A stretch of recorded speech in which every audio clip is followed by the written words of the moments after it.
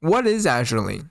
Well, simply said, the game is about historical warships that took on human form to protect humanity from each other and the Sirens, who are some evil alien group with some unknown goal.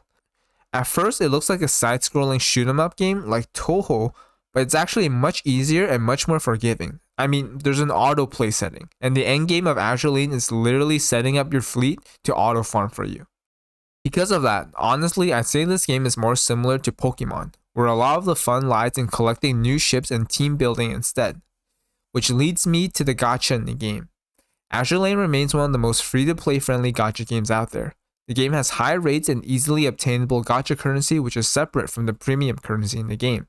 Azur Lane also has a tradition of rerunning ships and adding them to the permapool, whether it's through the permanent gacha or the shop of one of its many farmable currencies. Also, starting last year, they began handing out free tickets during event reruns, giving you an extra 30 or so pulls every rerun. All this makes it very easy and very likely for you to obtain the characters you want and more without ever opening your wallet. Now let's talk about the daily grind. I mentioned earlier easily obtainable gacha currency. What does that mean? How much time do you actually need to spend on this game every day? Well, it depends on what your goal is. You could spend anywhere from 5 minutes to several hours playing this game every day.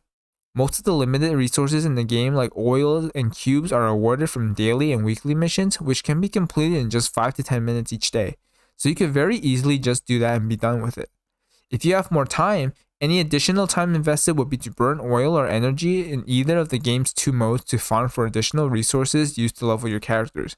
And this is where a large portion of your daily playtime in this game will be spent. As even with an autoplay feature, you still have to wait for the fight to play out, and this could take hours depending on how much oil or energy you need to spend. Next, of course, we have to talk about the characters. There are over 600 unique ships to collect and they are all female. My headcanon reason for this is that the real reason is probably because Booba sells. This comes down to personal opinion, but I think Azur Lane has some great character designs. Each faction has their own theme going on, from the mechanical beasts of the Ironbloods to the Kakarot of the Sakura Empire. This only gets better with the character skins giving you alternate costumes for your favorite ships. This is how they make their money, by the way. Rather than gacha, premium currency is primarily used to purchase character skins. These are purely cosmetics, and boy do they make some good skins. Now, I've been talking a lot about how great this game is, but it's not perfect. So here are some of the negatives. Despite having a very free-to-play friendly gacha system and purely cosmetic skins, the game still contains elements of pay-to-win, most notably in promise rings.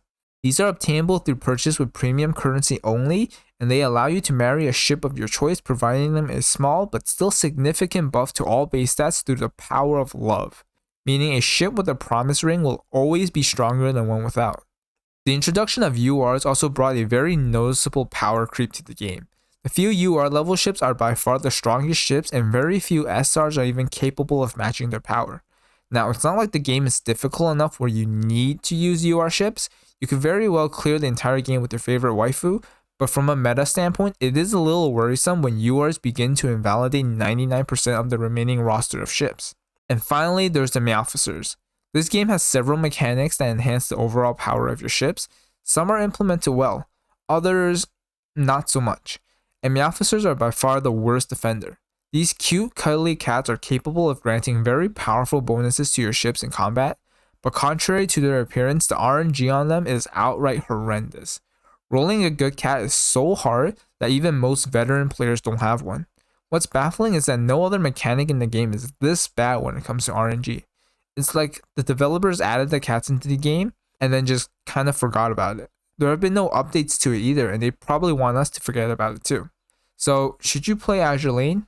Well, in the end, it's up to you. But to summarize, Azur Lane is a collection-based gacha game that is very free-to-play friendly, and while it doesn't really have gameplay, it does have really big boobas.